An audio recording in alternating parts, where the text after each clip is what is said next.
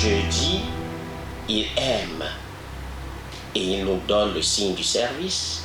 Le vendredi, il aime et il s'offre par amour en donnant sa vie.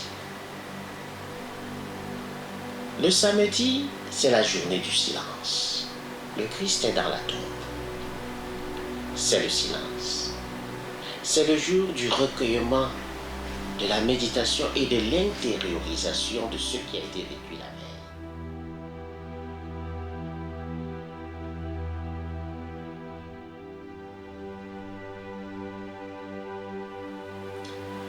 Merci de me recevoir dans votre studio. Un mot sur la semaine sainte, la semaine la plus sainte du calendrier liturgique qui commence le lundi saint et s'achève au matin de Pâques. Cette semaine est pour nous un virage très important qui nous prépare à vivre le rayonnement de la Pâque avec la résurrection de notre Seigneur Jésus-Christ. Et dans cette semaine, nous avons 3 jours les plus importants de la semaine. Le jeudi, le vendredi, le samedi et le dimanche, donc la nuit de Pâques. Alors, le jeudi, communément appelé jeudi saint, est le jour où l'Église commémore l'institution de l'Eucharistie et également l'institution du sacerdoce. Ce jour-là, le Seigneur vit sa dernière scène, c'est-à-dire son dernier repas. Ce dernier repas, il le prend avec ses disciples.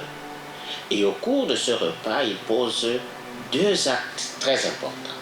Le premier, il donne son corps et son sang.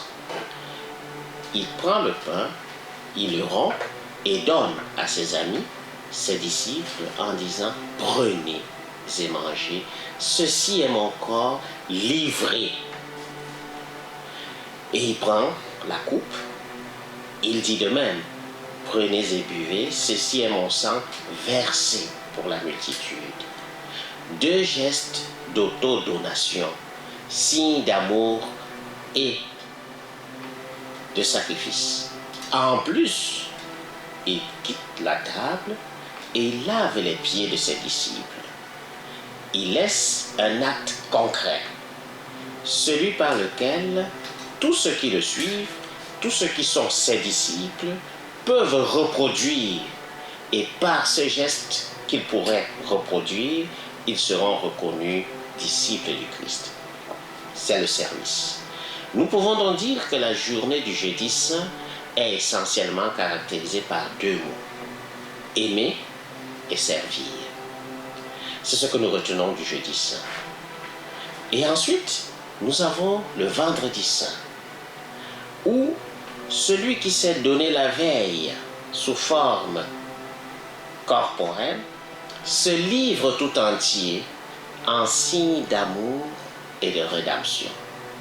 C'est le jour de l'oblation. Il se donne. Et il se donne en signe d'amour ultime. Il les aima jusqu'au bout. Et le bout ici, c'est la croix.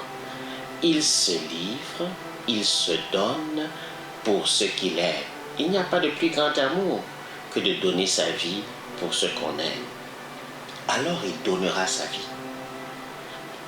Étalé sur le bois de la croix, cloué, élevé sur cette croix, transpercé par la lance, il continue à aimer. Et il peut dire cette parole forte: Père, pardonne-leur, car ils ne savent pas ce qu'ils font. C'est étonnant, c'est éblouissant, c'est déstabilisant. Ils ne savent pas ce qu'ils font. Ils aiment et l'amour va jusqu'au pardon. Le jeudi, il aime et il nous donne le signe du service. Le vendredi, il aime et il s'offre par amour en donnant sa vie. Le samedi, c'est la journée du silence. Le Christ est dans la tombe. C'est le silence. C'est le jour du recueillement, de la méditation et de l'intériorisation de ce qui a été vécu la veille, c'est le silence. Et dans ce silence, Dieu agit. Dans ce silence, Dieu agit. Et la nuit de Pâques, c'est l'événement pascal. Il est ressuscité. Il est vivant. Et alléluia, gloire à Dieu, il est célébré comme le vivant. Voilà ce que la Pâque nous apporte comme message.